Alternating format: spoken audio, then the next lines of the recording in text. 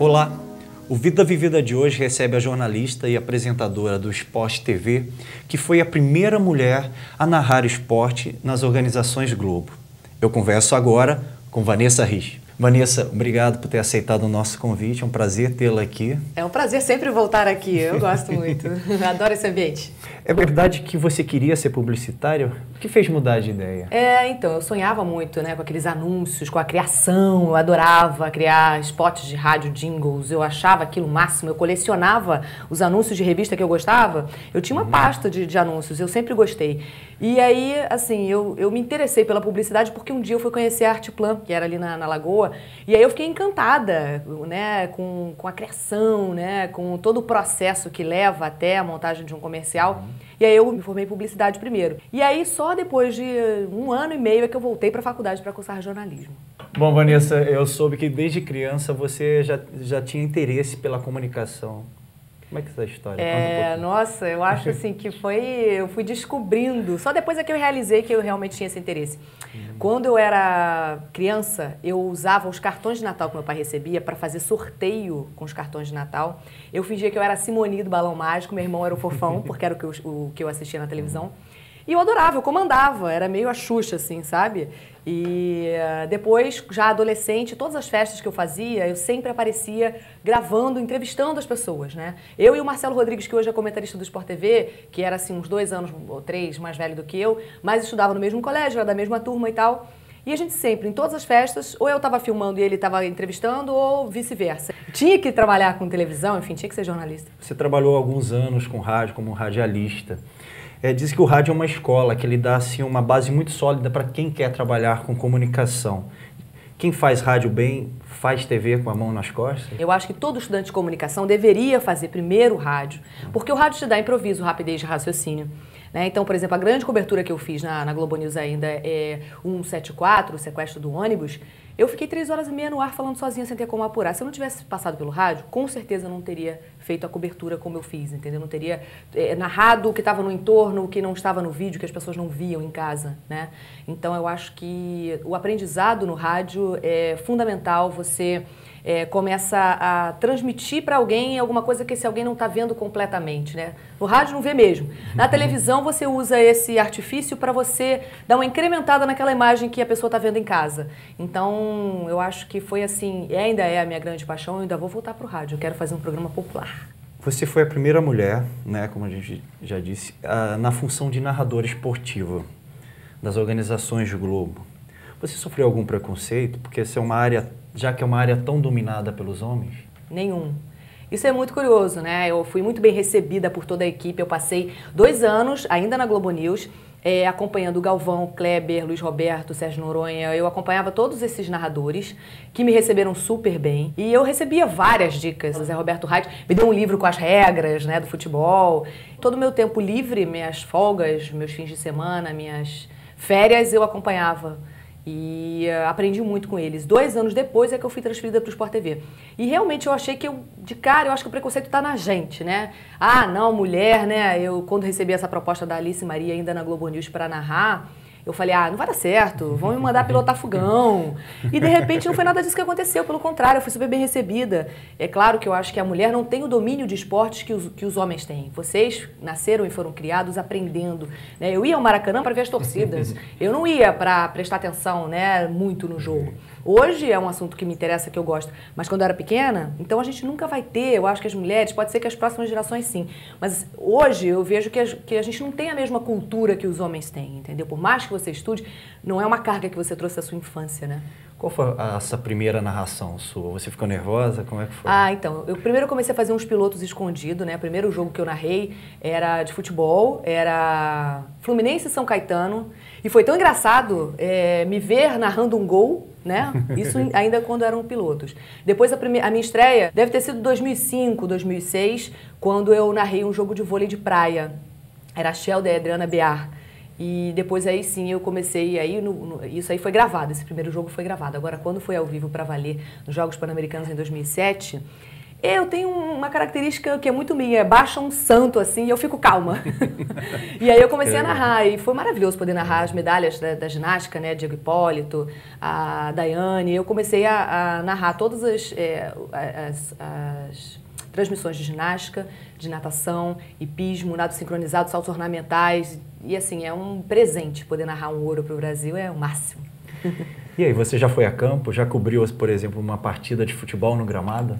Então, quando eu comecei a trabalhar no Sport TV, eu já comecei apresentando programas, né? Então, eu não tive a oportunidade de ser repórter de campo, por exemplo. Essa oportunidade eu não tive. Tem vontade? Eu tenho, eu acho que deve ser interessante, sim, porque tem toda, eu acho que a dinâmica do jogo, né? Terminou, no intervalo você corre para tentar achar o jogador mais importante daquele primeiro tempo, para você pegar uma entrevista, enfim, uma declaração.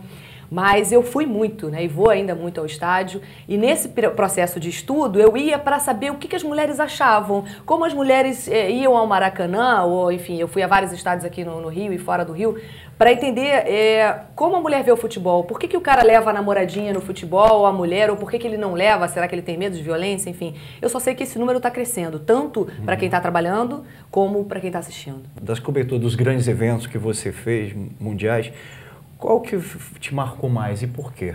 Vários eventos, assim. Fora do esporte, sem dúvida nenhuma, o sequestro do ônibus 174.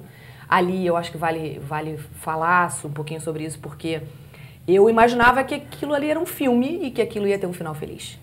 Eu falava assim, então tá, vamos embora, entra logo, policial, acaba com isso, encerra esse assunto. E na verdade não foi isso que aconteceu. Então foi muito triste, assim, eu passei um mês ouvindo a voz do Sandro Nascimento repetindo: seu delegado, já matei uma, vou matar outra. Eu passei, assim, maus momentos, assim, um mês mal. Quando eu fui ao cinema assistir o documentário, eu chorava como se eu estivesse lá, né, quando eu ouvi o tiro, porque ele atirou na minha direção, então eu saí correndo, então me marcou muito. Agora, sem dúvida nenhuma, eu acho que toda a Copa do Mundo é muito marcante, até os eventos de esporte que eu fiz ainda na Globo News, né, Copa de 2002, onde os comentaristas eram o Zagallo, né, e o amor, como é que é o nome dele? Dadá. O Dadá, Beija-Flor para no ar, né? Então, assim, foi o meu início no esporte. Foi muito marcante aquela cobertura e acho que, assim, Carnaval é uma coisa que eu gosto muito de fazer, adoro fazer carnaval. Eu fiz muito tempo para a Globo News e sinto muita falta, né? Muita falta. Eu sei que você gosta muito de carnaval, só que a gente vai falar daqui a pouquinho isso aí. Eu adoro. Nossa, é uma paixão, é porque eu cresci, né? Aprendendo com meu pai. Meu pai é diretor da Mangueira, enfim. Pois é, Vanessa, você que trabalha com esporte, você deve ter um time do coração. Tenho. Pode revelar qual é esse time? Todo dia o garotinho, todo jogo do Vasco, o garotinho fala: o Vascão da Maria Sarriste, tu tá, né? Já foi, é o meu Vascão. É porque eu acho o seguinte, a gente não costuma declarar, Ed, porque eu acho assim, funciona, o torcedor tem uma cabeça de apaixonado, né? Então ele não tem esse limite, ele não sabe fazer essa separação entre ela tá rindo porque ela tá falando do time, do coração, ou então ela tá fazendo cara feia porque ela tá falando de um time que ela não gosta. Não é verdade. Eu acho que a gente tem uma imparcialidade assim, todos nós, se trabalhamos com esporte, temos um time do coração. Basta ter a imparcialidade para poder trabalhar, fazer um trabalho, né, honesto, digamos assim. Bem, Vanessa, a gente vai para o intervalo e já voltamos. O Vida Vivida vai para um rápido intervalo, voltamos já.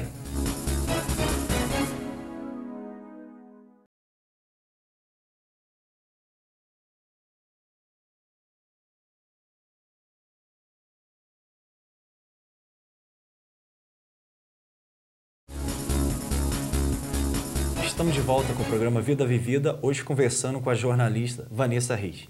Vanessa, a gente falava no bloco anterior da sua paixão pelo carnaval. Conta aí um pouquinho dessa história. Nossa, quando eu era pequena, meu pai reunia os 3 filhos e mostrava sempre no final do ano o CD das escolas e a gente aprendia as letras. E desde então, desde muito pequena, desde muito jovem, eu comecei a frequentar a Mangueira. Meu pai é benemérito da Mangueira e aprendi a gostar do samba, aprendi a entender, né, e pensar, caramba, existe um assunto que é o tema, né, que vai ser tratado, um enredo, né, e aquilo é transformado num samba enredo e aquilo vai para a avenida numa escola com 4.000 componentes. Eu acho fantástico. Eu adoro assistir. Durante muito tempo eu desfilei, fui destaque da Mangueira, desfilei muitos anos. Mangueirense? Nossa, sou muito. Cresci, né, assistindo toda quarta-feira lá a apuração, sofrendo, né, com meu pai. E aí, depois que eu entrei para a Globo, não desfilei mais e passei a cobrir o carnaval para a Globo News. E depois eu comecei a assistir, né? E assisto até hoje, adoro, é uma paixão. Amo carnaval. Gostou dessa cobertura, de fazer esse trabalho? Como foi? Nossa, é muito legal, porque como você domina o assunto, tudo fica mais fácil. Então você vai lá, a pessoa já te conhece. Eu lembro que o Carlinhos Jesus, que é muito meu amigo, teve um carnaval que ele foi vestido de Moisés, que até abria as águas e tal. E aí ele estava muito disfarçado. Como eu já sabia, porque ele me contava antes, até para eu poder passar, né, para quem fosse fazer a cobertura de carnaval para a Globo, o que ia ser a comissão de frente da Mangueira, eu já sabia que ele ia vir vestido de Moisés. Ele estava completamente disfarçado. Então eu fui a primeira repórter a entrevistá-lo.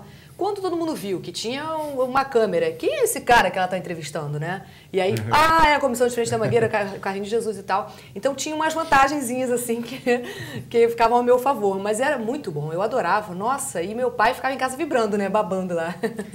Parece que seu pai teve uma importância aí também, né? Ele te deu uma ajudinha, não foi? Nossa, muito. E eu sempre que tinha alguma dúvida, um compositor tal, mas ele fez qual samba, né? Então, no meu processo de estudo, até chegar ao dia do carnaval para cobertura, eu tinha essa ajuda do meu pai, assim, sempre tive. O meu pai, eu acho que é o meu maior crítico. Ele é aquele que fala assim, não gostei muito do que você falou hoje, acho que não pegou bem. Às vezes nem faz muito sentido o que ele fala, né? Às vezes né, ele não domina o assunto televisão, mas ele domina o assunto Vanessa, digamos assim. E o assunto samba. Também. Mas hoje, eu digo, no Sport TV, ele tem uma abordagem interessante. Ele assiste e ele fala mesmo, eu não gostei, essa roupa não ficou boa, então eu achei que você não falou bem sobre isso, você podia ter feito aquela pergunta. Ele é meu maior crítico, é ótimo, porque ele fala a verdade, né? Então... Falando ainda de carnaval, como é que foi essa história lá de Paquetá? Você, tua irmã, os primos, fizeram uma ala inteira de uma... Nossa, Paquetá é um marco na minha vida. A minha família é muito grande, família árabe, né? De pai e mãe. Então eram 10 casas, né?